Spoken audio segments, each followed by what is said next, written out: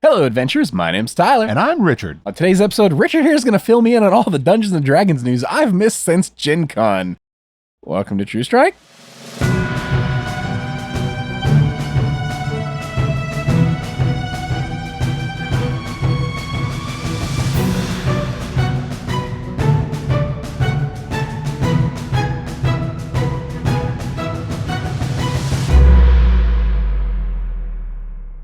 Howdy, folks, and welcome back to the show. Hey. We're talking Dungeons and Dragons this evening. Sorry. Like a throwback. Yeah, this is our throwback special, sure. Yeah, we haven't talked about Dungeons and Dragons in a hot minute.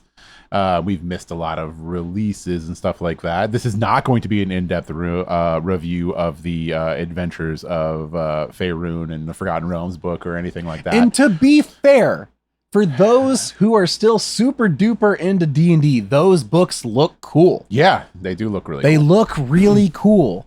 I just personally don't care anymore. And I know that's weird because this show started off as a D&D show. And over the course of a couple years, I just don't care anymore. We still talk about D&D We absolutely do talk about D&D. I brought it up last episode. Yeah, we usually talk about it in reference to what Daggerheart is doing better. And I guarantee this episode is going to get like 30 views because our followers don't like D&D or care about it.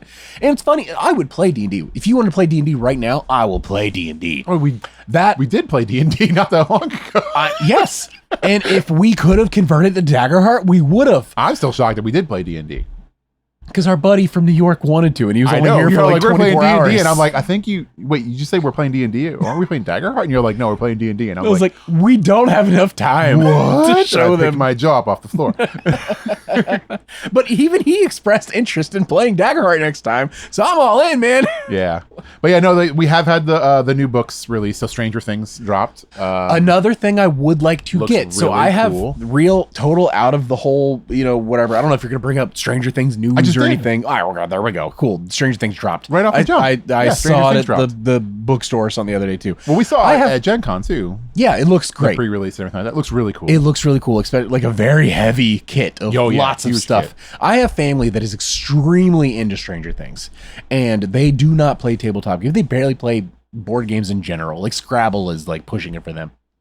I am going to purchase this in attempt to run I didn't know you were. 100%. Cool. I'm absolutely going to purchase this kit, and I want to run a session for them. They have never played a TTRPG and probably never would play TTRPG. I want to get them together and run a game using this because I think I can hook them with it exactly like this kit intends to do. Bringing those people in from their fandom. Yeah. And I will report back when I do, of course, and let you know how it went. Because I think, one, they're going to have a great time. Because I think D&D and tabletop RPGs are extremely fun. And a lot of people enjoy doing it. It's just that like imagination part of the human brain that you don't get to exercise on the daily. In the collaborative story building, telling, and stuff like that. And if this is what it takes to get them to like step into that world and at least experience it, great. Because I have a younger brother who is part of this group that I'm speaking of. And hey, this might change his life. You know what I mean? It might be that first step that gets him into purchasing a tabletop RPG and then wanting to run it for his friends. And, if nothing else, it means I'll get to spend time with my family that I barely ever see or anything like that. We'll see. I'll let you know how that goes. No, it's interesting. I didn't know you were actually going to purchase it. Totally. 100%. But yeah, it does look really cool. I liked everything that we saw when we saw it like actually splayed out at GenCon and like saw all the materials. Very well done. I was very impressed. Artwork is amazing. Like everything it's just very well built. Same thing with the books. So the Forgotten Realms Player's Guide and the Adventures into Faerun. Those look really, really cool. Some of the really, really awesome artwork on the front of those books. I saw the limited editions look amazing. Yeah, the limited editions look really, really cool. Our buddy of ours has both. Like he's got the standard and the limited editions. Yeah. So yeah, but those dropped and are doing well for the people that they're into. Like, that was like huge for, like our friends. Our friend Garrett was super hyped for the Faerun stuff to be coming out. Yep. So yeah, that did happen. But that's not the main stories that we're talking about today. Okay. The main stories that we're talking about today, we'll just start with the number one, which was it seems like every time that I bring up D&D and things that have happened, it starts off with this exact same sentence, which is there were more layoffs. Hold on. First off, and Richard, this is going to happen a lot today. I don't know any of this stuff. This whole episode came about because Richard asked me something about D&D and D&D news, and I was like, I didn't know there was any news. Like, yeah, you didn't know about the thing because I asked you what you thought about the Twitter image drama. I have no idea. And you're all like, Twitter image drama? I social media so seldomly, and if my Google News algorithm isn't force feeding me content, I just don't see it. Yeah. So this stuff is just not in my window anymore. Yeah, it's just not in your window anymore. So I'm not looking at it, and I still see it all. I am not shocked. Who's left? Yeah, no. Every time we talk about this one kind of went hand in hand with the sigil announcements, which sigil that I did hear about completely away. So yeah, a big portion of the layoffs were people that were working with and around sigil. Yeah, because they are officially we're talking about abandoning sigil. Like it sucks. Is gone. The last time we talked about sigil at all, it was going to skeleton crew, right? Was that it was going to a skeleton crew, and that they were going to basically give it out for free. Everybody can play with it, do whatever you want with it. But like all the materials that they had, finished or unfinished, so stuff that even wasn't colored in or anything like that. So just black and white, basic beta models kind of a situation. But it was going to be around for people to use. This is the official. We are no longer going to do sigil. So sigil is officially going away in October of 2026. So it has basically a year at this point, a little bit less than, since it's November now, of life before it is completely gone. Okay. Like they're getting rid of it completely. Like it's not even available to use at all. Like they're just stripping it away. Gonna pretend like it never happened. It's December, my dude. Time's flying. Wait, it's December. Oh my God. I was wondering why you were looking at me confusing, and I was like, what did I say? Like oh my dates. God, it's December. Yeah. Yeah, no, time flies. Time flies. So before you know it, sigil will be gone off the face of the planet. So yeah, this was kind of disappointing because I was probably one of the few people in at least our social group that was kind of excited for sigil.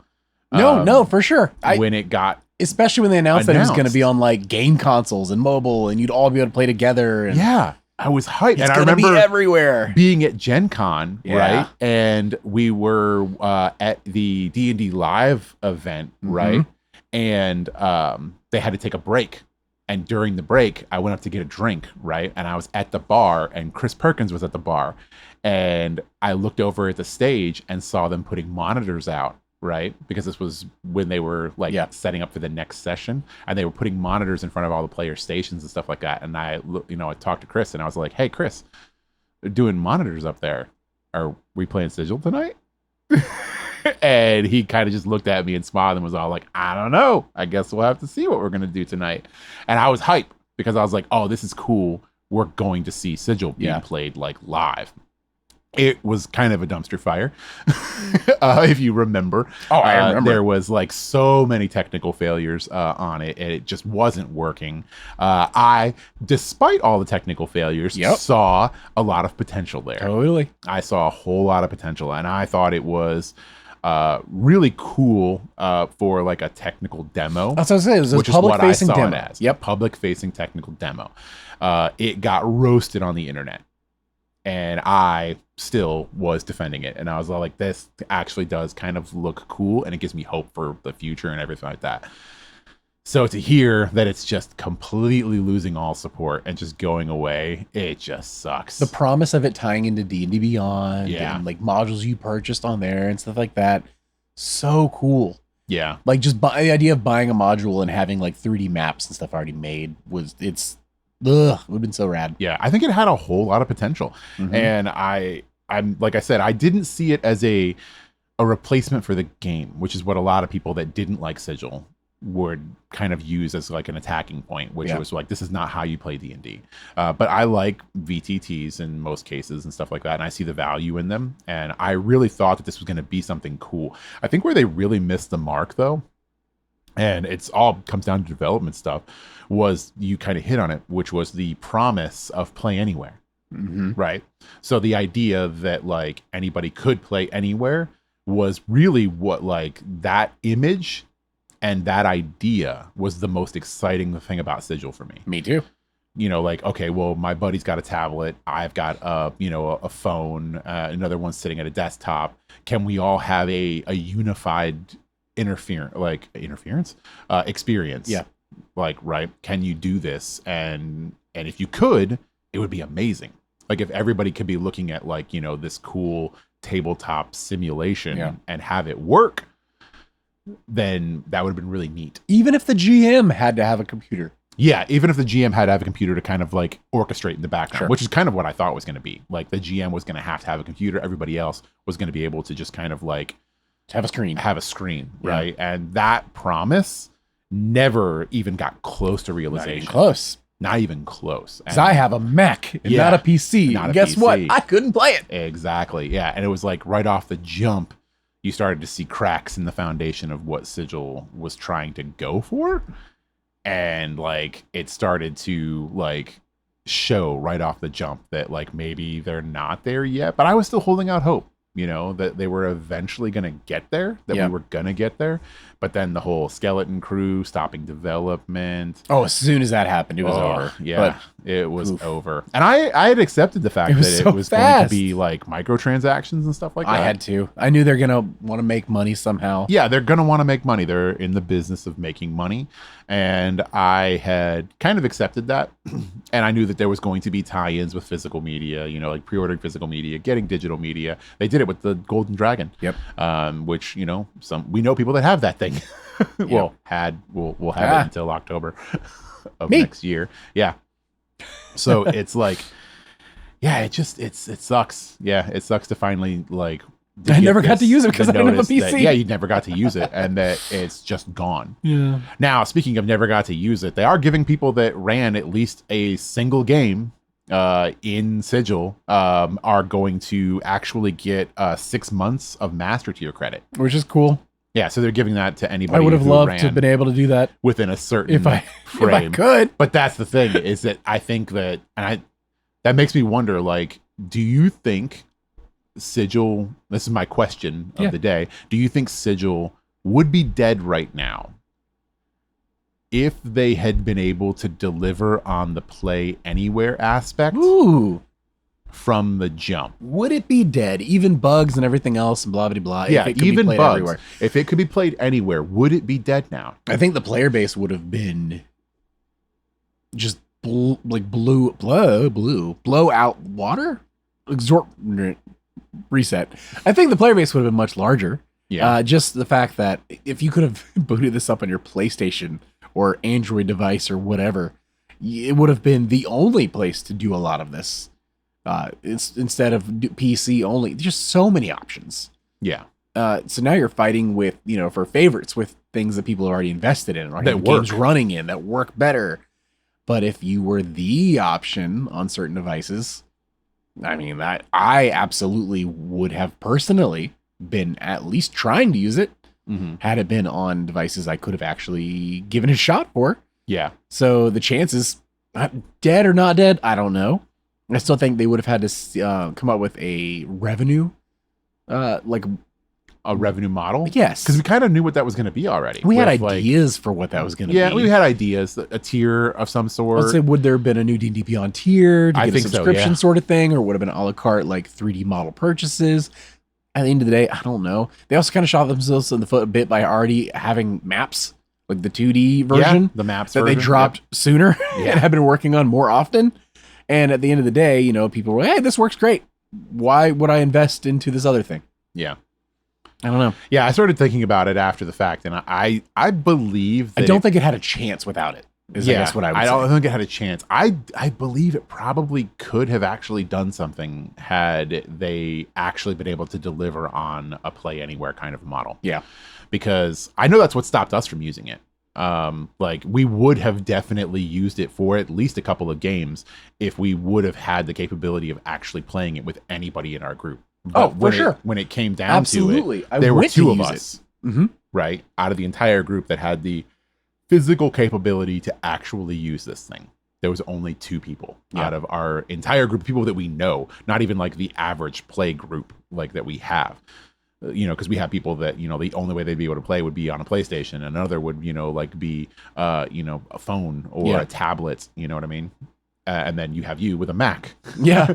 At the time, I had a PC, but now I have a Mac, and immediately kind of like knocks you out of the runnings on there. Yep. But I do believe that was probably. Did you at least boot it up?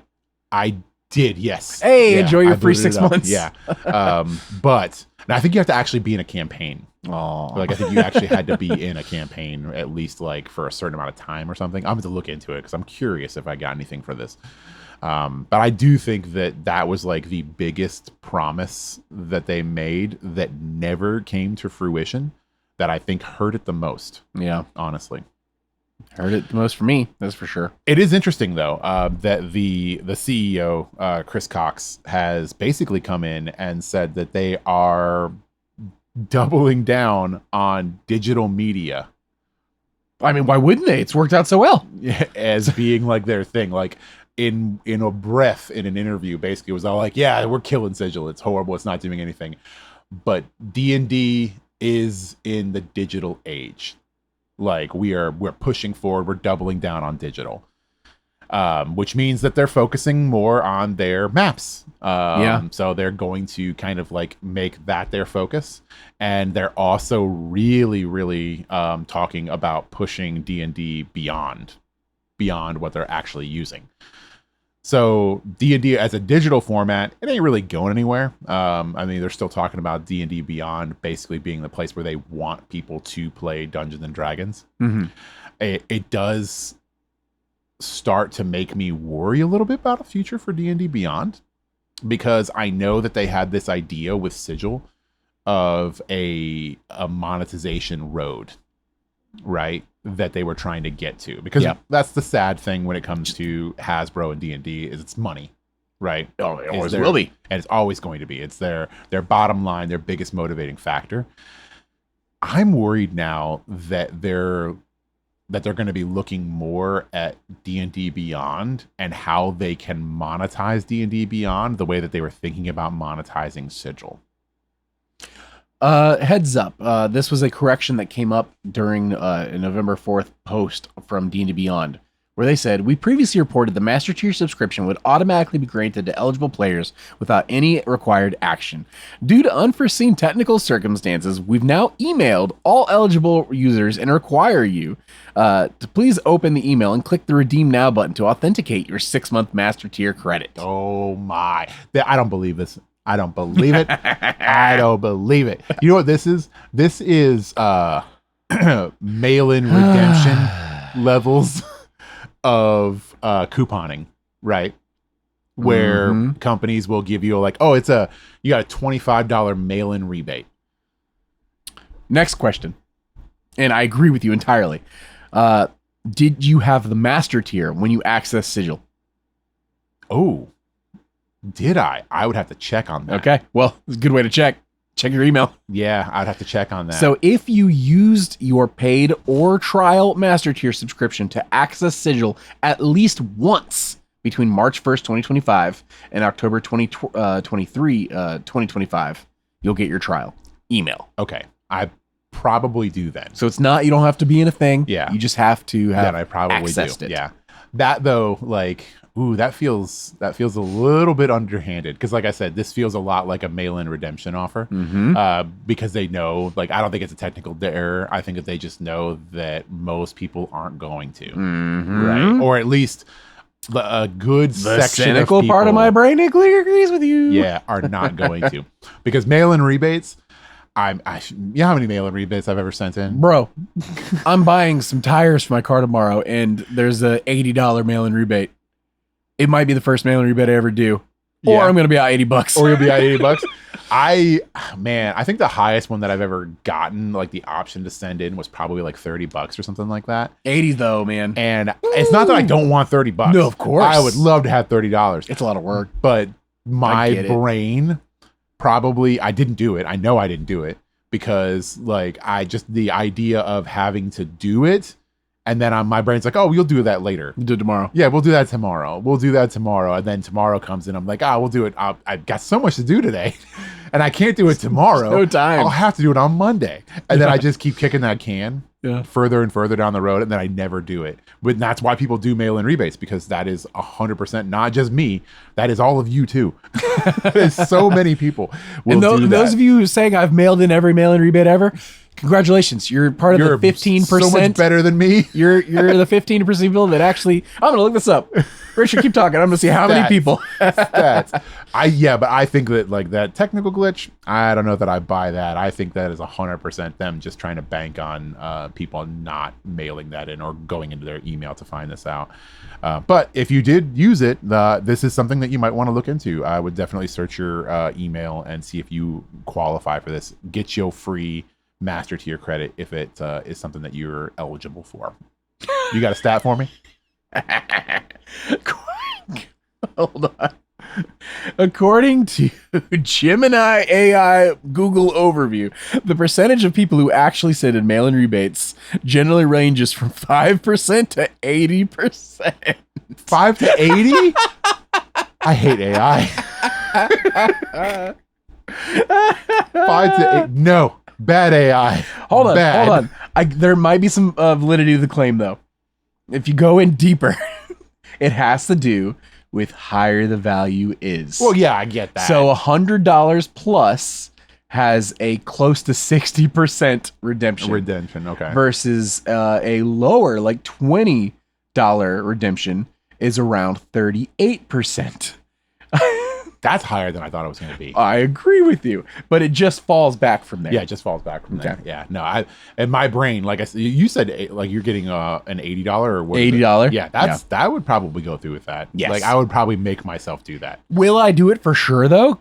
Not guaranteed. You need me to send you alarms on your phone? I'm gonna have to.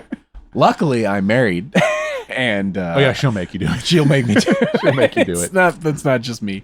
So. Ooh, if it was just me, though, yeah, I'd do it tomorrow for sure. Yeah, we'll see next time. But yeah, no. So they're doubling down on D&D Beyond being their like main focus here again, which, like I said, does make me kind of worried about what kind of monetization they're going to tie to D&D Beyond to try and recoup what they spent in Sigil. Did I tell you I officially for the first time in like 4 years or 5 years or whatever turned off auto renew on D&D Beyond? Oh no, you didn't. Yeah, I know you reminded me to turn mine off because you're like, when was the last time you actually used any of your like your heroic tier stuff or whatever that I was in? Yeah. And I'm like, yeah, yeah. It's wild because I own like everything. I bought like the super mega edition. Oh yeah, you own ago. all of them. Yeah. So it feels weird. I don't regret it. I used all that stuff, and having all the player options stuff was great for you guys when running games, and it gave you guys all the option stuff. And you guys didn't have to drop money to get that stuff, which is the whole point. And I enjoyed my time with D&D Beyond. I think the service has gotten worse over the years. Really? Yes, I think it's more cluttersome and loads slower and everything else.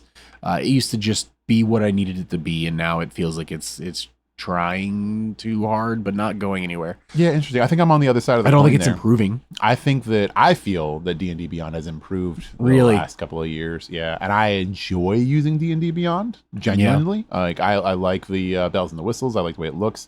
I like maps. I like how they work. Mm-hmm. Generally speaking, I do like D&D Beyond. I wasn't even mad about the whole legacy content versus like normal stuff. You know what I mean? Yeah. It wasn't very confusing to me. Even running games though, for people, it gets weird. Just with level ups and stuff. The amount of questions I've gotten where people are like, "Oh, can I take this?" And I'm like, "Well, why are you asking me?" Like, what do you mean? Well, it's legacy version. And I'm like, okay. Why is this even popping up? Two, if we're not playing the legacy version of the character, why would you have the legacy version of this? Well, let me sell you on it real quick. All right, guys.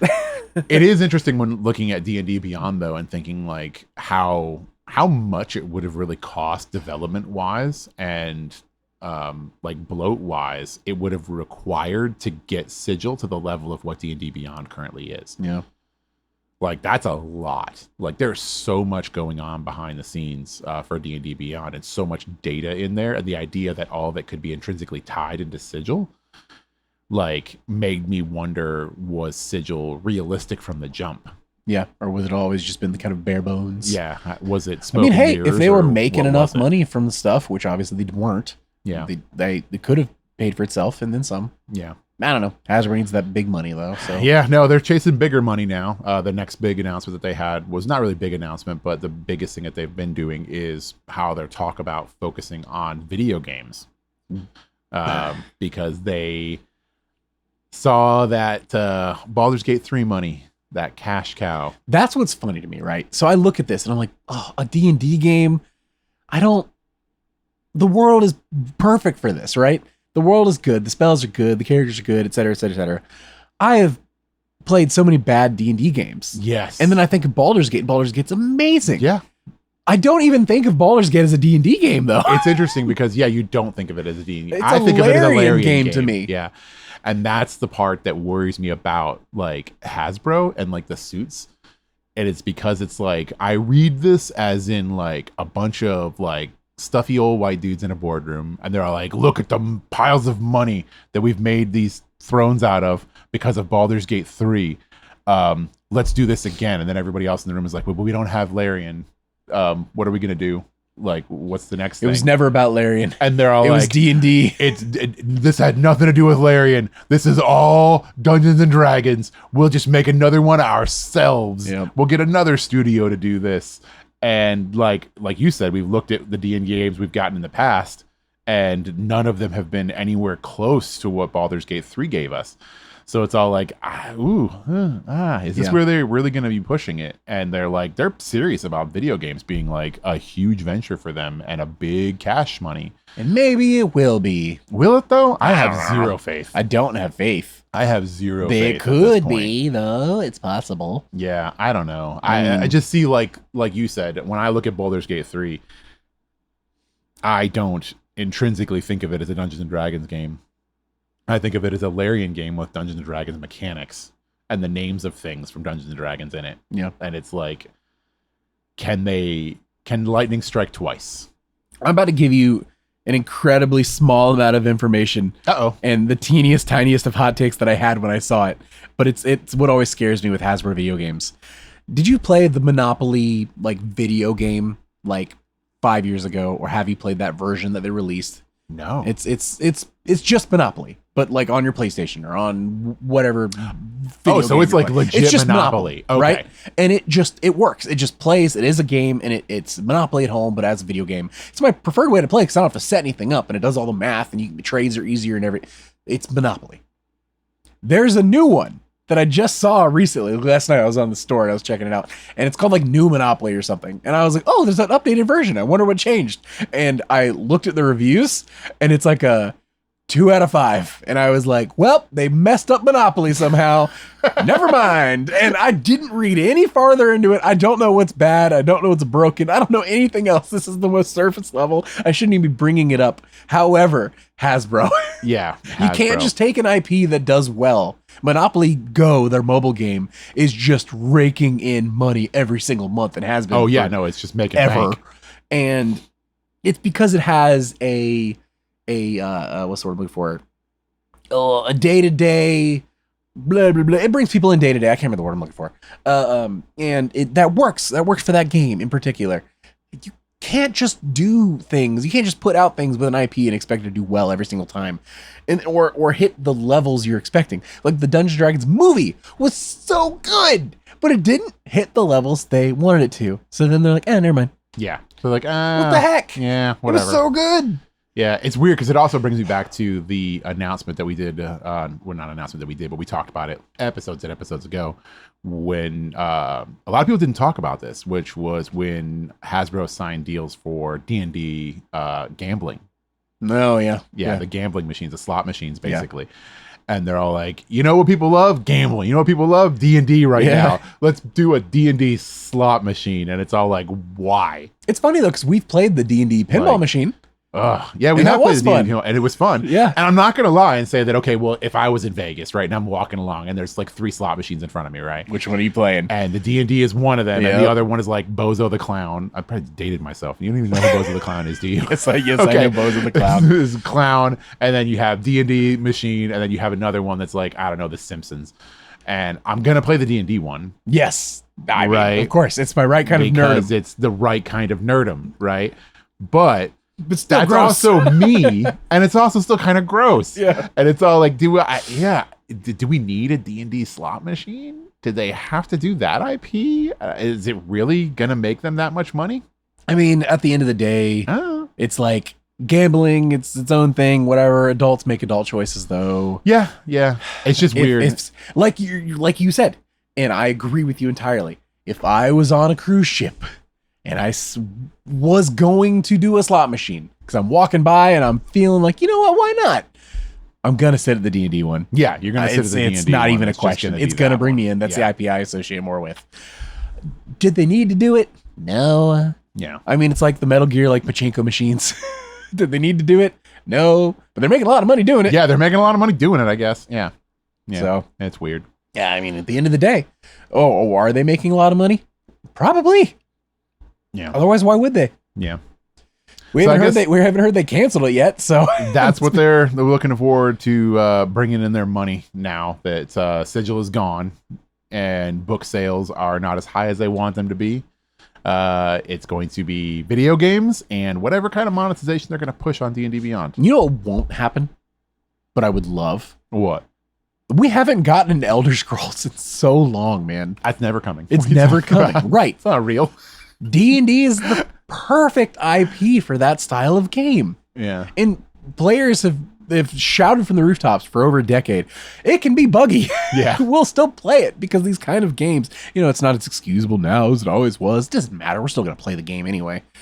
They can put this out, but do they have the studio? Like, who's actually making these games? Yeah. They get like NetEase to make like an open world RPG using D&D characters and stuff.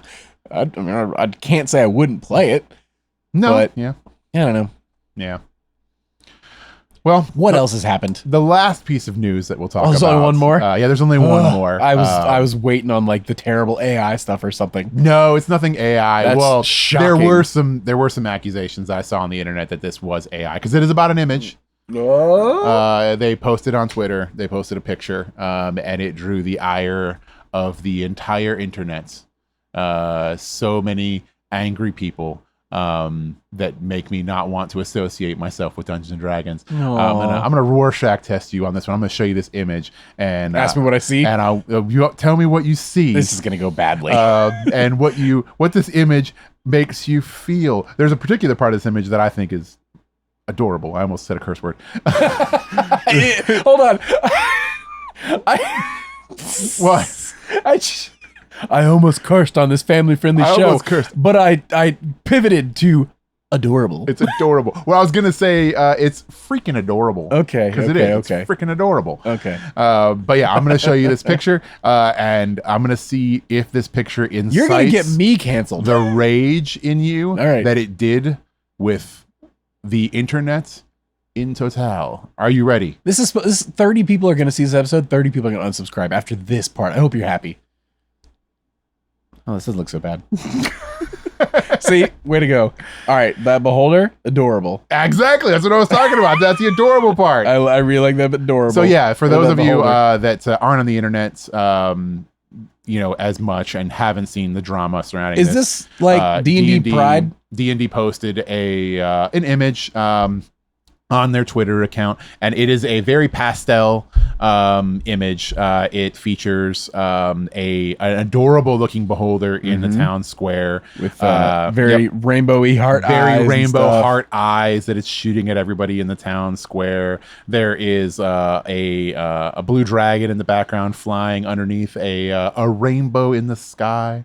All the colors are very really like much that tower pastel. in the back because I'm waiting on that thing to come crashing down. Yeah, there is the standard like super leaning tower in the background. It's basically a party. There's a dancing owlbear. There's some kobolds and stuff like that. The feature is a tiefling and a human, two males in an embrace. They're dancing. There is a bard who's like shredding mad tunes on a lute. Not scaling boots. Yep. You got somebody with a drink with an umbrella in it. Couple umbrellas. Nice. Confetti and flowers everywhere. All right, yeah. And like... All right. I don't know how you could be offended by this image. So let me know why are people upset about this? People are hating on this image because it is it it takes all of the amazing art that we have in D&D and just destroys the legacy of the art that Dungeons and Dragons is known for. Now, granted, this is not like the cover of their next book. Right. This is not what this is. They posted this image on Twitter. And we're all like, isn't D&D awesome? And cool. The internet was all like, you know what? No, D&D is not awesome. You're forcing inclusivity down our throats. And diversity and blah, blah, blah. And beholders should never be that cute. Why is there a rainbow in this? Why is the internet the way that it is? These are the same people that love Critical Role, right? Like, what? Like, come on. Yeah. No, I think this is like the side that like really just like wanted that edition, the Gygax edition of D&D to take over and become the new standard of Dungeons and Dragons. That's the only thing I can think of. Well, what's that 40K TTRPG that they really wanted to take off but didn't? That our buddy owns every single book of. Oh, yeah. Is it Inquisitor? Death Walker or Death Watch or something like that. Yeah. Yeah. They should play that. Yeah. I just don't understand what's wrong with the internet. Like, there is nothing. I don't know how you could look at this image and be offended. It is ridiculous, though, like that how much drama was on the internet. And I guess really the most important takeaway here is that it was posted on X. That's probably they should have on Blue Sky. Biggest mistake was posting this on X instead of posting it on Blue Sky. Yeah. But yeah, for some reason, this made mainstream D&D news for quite a bit, just because it was controversial. Yeah. Yeah, which makes me sad because you know what? Daggerheart fandom would never. It's really funny. Like, this could be a campaign frame image. No, exactly. Yeah, and like, because I started reading all these articles I saw a Reddit thread and they're like, "Can you believe that this was an official post?" And I'm like, "Yeah, what was it?" Like, and I was bracing myself. I'm like, "Oh, it's got to be AI, right? Yeah. This is going to be something crazy. It's going to be like a person with like 6 fingers." Because it's definitely AI. 6-finger Nick. What are you talking about? And it's like it's got to be something horrible, and like it's like this is the announcement of like their next book cover or something like that. Yeah. And like the way the internet was pumping up this image to be like so dramatic and like changing and representative of Hasbro and Dungeons and Dragons future as a whole. And then I opened it up and I saw a beholder, this cute little chubby beholder with his heart eyeballs, and I'm like, what is wrong with the internet? I know you're not a plushie guy, but if you saw that plushie at a GenCon. You saw that plushie at a GenCon. You buy that plushie at a GenCon. I don't even want this. You know what I want? I want this as a hat. Yeah? Wait, with the stocks? Yes. I want this as a hat. If I could crochet or knit this into a hat form, absolutely. I know someone who could do this for you. I don't. I'll get you their number.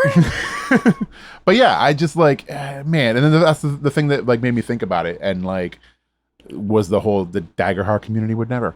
Yeah. And like I was like, man, it just really goes to show you like how the community is split up and how weird it can get on that side of things, that people are really this concerned with artwork and Dungeons and Dragons. How is this news? And how is this like such a big deal? It's upsetting. It's upsetting. Yeah, it's depressing. And that's why I was like, man, I need to like read some Daggerheart news to cleanse my palate. Your table doesn't have to do this at your game. I don't have to.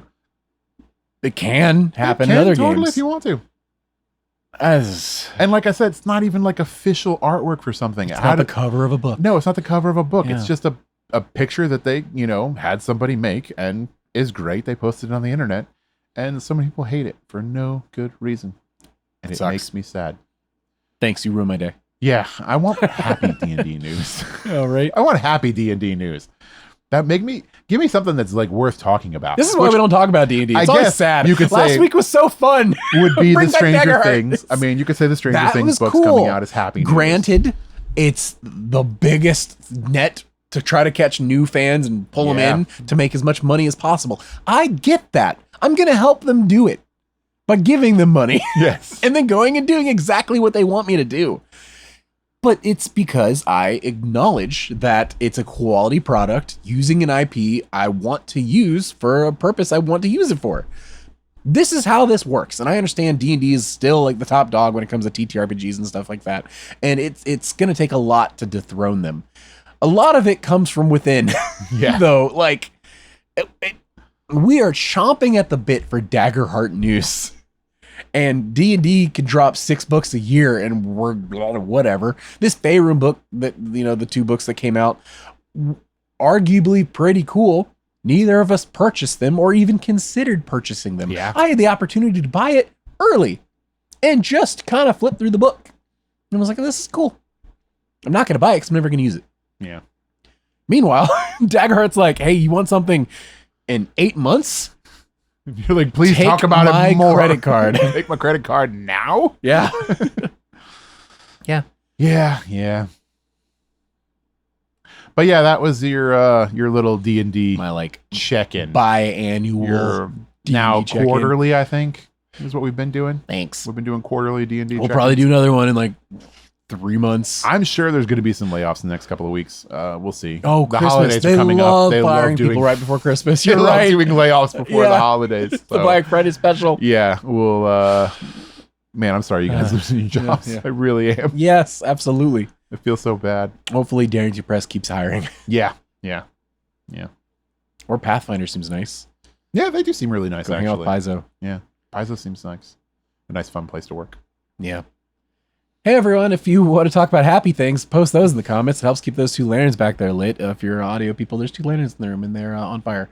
If you are on Spotify, Crushed his or soul. Amazon, Apple Podcast. Amazon has podcast, right? Yeah. I've never mentioned them. They probably have podcasts. We're probably there. 5 stars is cool, you know? They say that. YouTube, hit that hype button. The kids say that now too, right? Like it. I don't know, man. Just go make happy news out in the world, please. Yeah. And outside of that, let us know how your D&D game's going. And if you've given up on D&D, let us know how your Daggerheart game's going. Yeah. Or if you pre-ordered that there Daggerheart Hope in Fear book. But guys, we will see you next week with more news, probably more Daggerheart stuff. Hopefully. Because I can't take another one of these. But until next time, y'all, I've been Tyler. And I've been Richard. And we've been True Strike. See ya. Goodbye. Hey, Adventures. Thanks again for joining us today. Please be sure to give us a follow on your favorite podcasting platforms and YouTube. If there's any questions you'd like to write into the show, you can hit us up on Threads, Blue Sky, Instagram. New episodes release every Tuesday at 2 p.m. Eastern. Thank you for listening to True Strike.